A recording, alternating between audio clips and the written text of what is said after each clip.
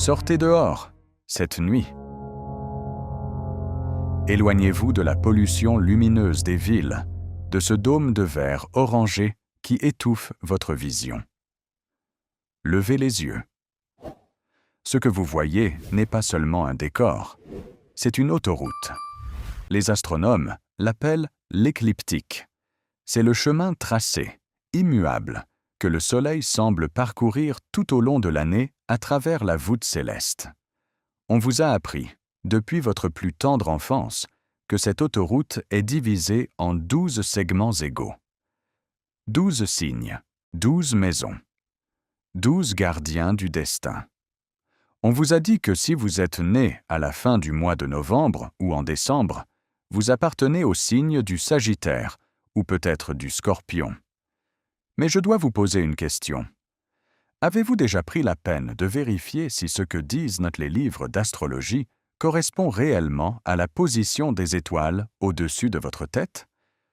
Ou vous êtes-vous contenté de croire ce que l'on vous a imposé de voir? Prenez une application d'astronomie, n'importe laquelle. Une de celles qui utilisent les données réelles de la NASA, les coordonnées physiques et mathématiques de l'univers tel qu'il est aujourd'hui. Regardez le Soleil entre le 30 novembre et le 18 décembre. Il n'est pas chez le Sagittaire.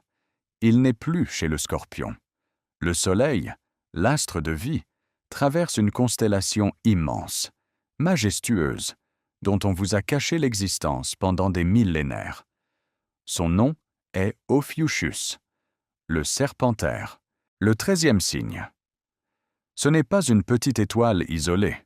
Ce n'est pas une anomalie passagère. C'est une structure céleste colossale par laquelle le Soleil passe pendant 18 jours entiers. À titre de comparaison, le Soleil ne passe que 7 jours devant la constellation du Scorpion. Pourtant, le Scorpion est célébré, étudié, imprimé dans tous les journaux du monde, alors qu'Ophiuchus a été effacé. Rayé de la carte. Deleté de votre réalité. Pourquoi?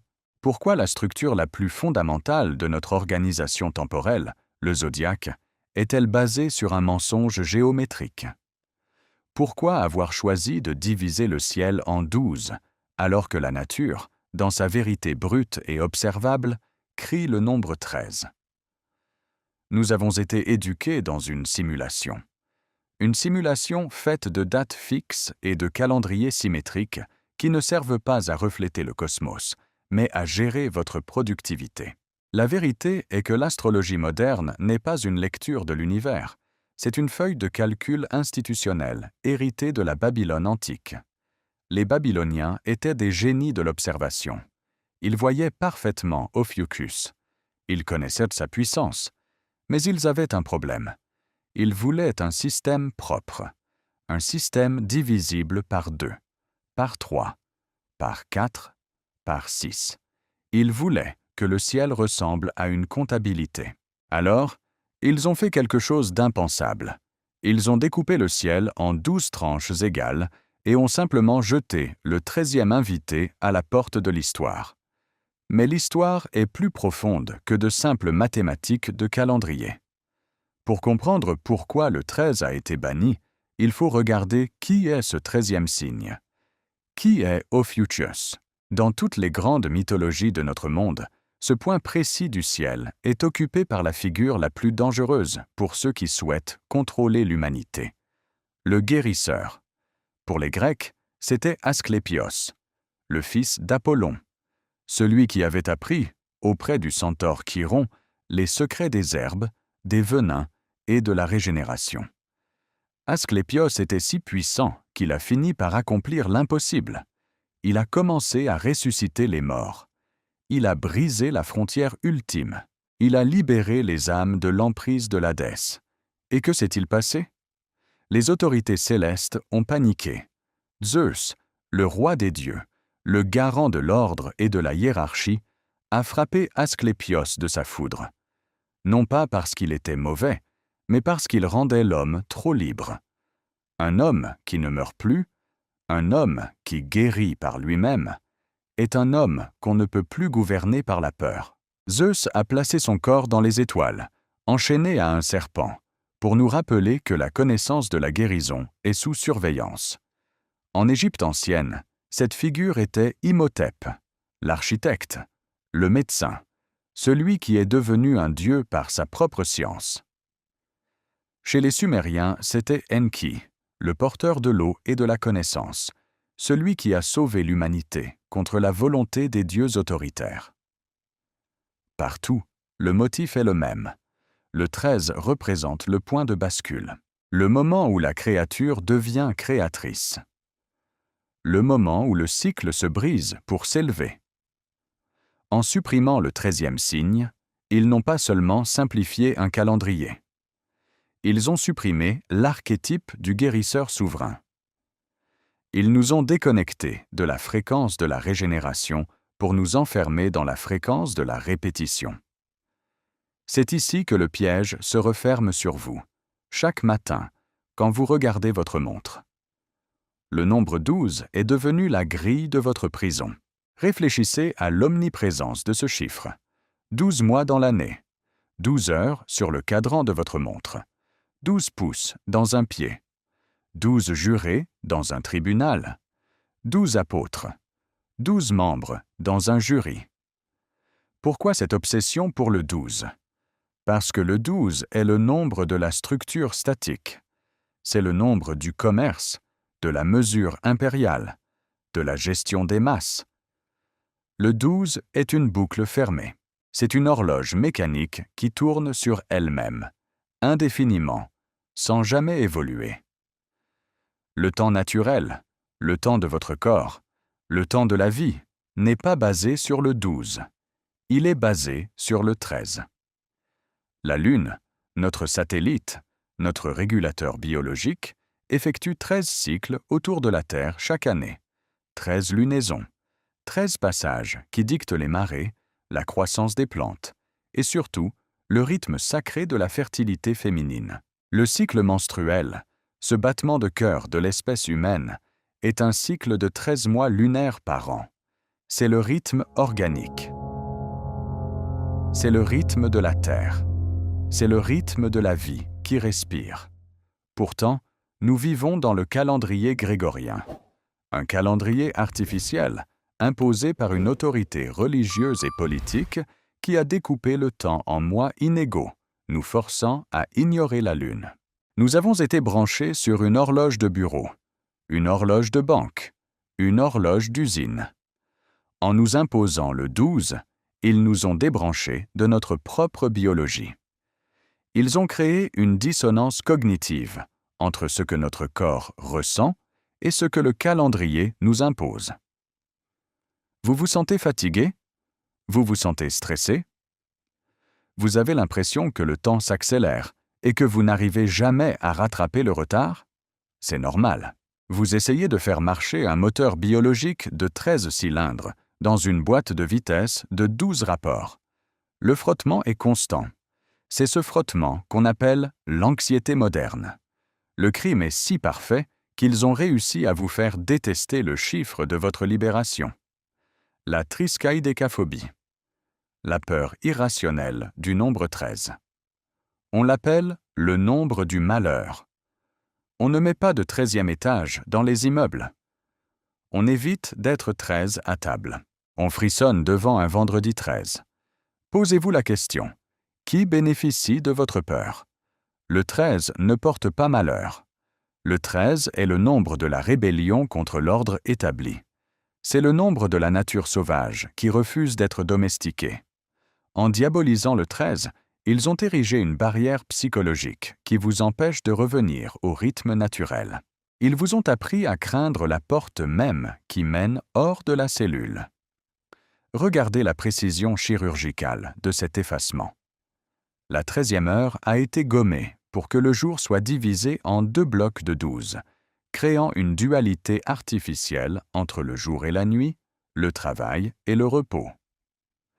Le 13e mois a été supprimé pour que les cycles agricoles soient alignés sur les taxes et les impôts plutôt que sur les semences et les récoltes. Ophiuchus a été caché pour que vous ne vous souveniez plus que vous portez en vous la capacité de guérir, de transformer votre réalité et de transcender la mort symbolique de l'ego. Nous sommes les enfants d'un temps volé. Nous marchons sur une terre qui vibre à une fréquence, alors que nos esprits sont forcés de calculer à une autre. Ce décalage crée une humanité flottante, sans racines, facile à manipuler, car elle ne sait plus à quel cycle elle appartient. On vous a fait croire que l'univers était une machine prévisible, alors qu'il est un organisme vivant. Le zodiaque de 12 signes est une clôture. Ophiuchus est l'horizon au-delà de la clôture. Chaque fois que vous célébrez votre signe astrologique conventionnel, vous validez la feuille de calcul de Babylone. Vous acceptez de porter l'étiquette qu'une institution a posée sur le ciel pour vous il y a 2000 ans, alors que les étoiles ont bougé, que la précession des équinoxes a décalé les positions et que le 13e gardien attend toujours que vous le reconnaissiez. On ne peut pas guérir une société qui ignore son propre médecin. On ne peut pas libérer un peuple qui a peur du nombre de son autonomie. L'imposition du 12 est le plus grand tour de magie de l'histoire. C'est une hypnose collective qui dure depuis des siècles. On vous a enfermé dans un cercle et on vous a dit que c'était tout ce qui existait. Mais le cercle est brisé. La vérité est dans l'anomalie. Elle est dans ce reste mathématique, dans ce moi manquant, dans cette constellation fantôme que vos yeux voient, mais que votre culture refuse de nommer. Le retour au 13 n'est pas une question de superstition. C'est une question de réalignement. C'est retrouver la connexion avec le féminin sacré, avec les marées de l'âme, avec la capacité de renaître de ses propres cendres. C'est cesser d'être un rouage dans l'horlogerie impériale pour redevenir un être de la nature. Ils ont imposé le 12 pour nous déconnecter de la réalité, car une humanité connectée au temps naturel est une humanité impossible à asservir. Une humanité qui sait que le temps n'est pas de l'argent, mais de la vie. Et la vie ne se compte pas en tranches égales. Elle se vit en spirale. La prochaine fois que vous regarderez votre montre, souvenez-vous qu'elle ment. La prochaine fois que vous lirez votre horoscope, souvenez-vous qu'il manque un morceau du puzzle. Et la prochaine fois que vous verrez le nombre 13, ne détournez pas les yeux. C'est une invitation. C'est le signal que vous avez trouvé une faille dans la matrice. Ils n'ont pas changé le ciel. Ils ne pourraient jamais le faire. Le ciel est trop vaste, trop ancien, trop pur pour leurs ambitions dérisoires. Ce qu'ils ont changé, c'est l'histoire qu'ils vous ont racontée sur le ciel. Ils ont placé un voile de mots et de chiffres devant l'infini. Mais le voile se déchire. La lumière d'Ophiuchus traverse les fissures. Le serpent se réveille. Le guérisseur revient. Allez dehors maintenant. Comptez par vous-même. Ne me croyez pas. Croyez vos yeux. Croyez l'espace. Croyez le silence entre les battements de l'horloge. Une fois que vous avez vu le 13e signe, une fois que vous avez compris que le temps est une construction sociale et non une loi divine, vous ne pourrez plus jamais regarder une montre de la même façon. Vous êtes libre de sortir du 12. Vous êtes libre de retrouver votre rythme. Parce qu'au fond, vous le savez. Vous l'avez toujours senti. Ce sentiment d'être à l'étroit dans les journées de 24 heures. Cette impression que le calendrier est une corvée et non un guide. Ce n'est pas vous qui êtes inadapté à la vie. C'est ce système qui est inadapté à votre âme. Réclamez votre temps. Réclamez votre 13e mois. Réclamez votre signe. Le ciel vous appartient à nouveau. Et ainsi que vous en prenez conscience, il n'y a plus aucun moyen de ne plus le voir. Bienvenue dans la réalité. Bienvenue dans l'ère de la reconnexion. Car la vérité, une fois exposée à la lumière des étoiles, ne peut plus jamais être effacée. Elle est inscrite dans le cosmos, attendant simplement que vous ayez le courage de compter jusqu'à 13.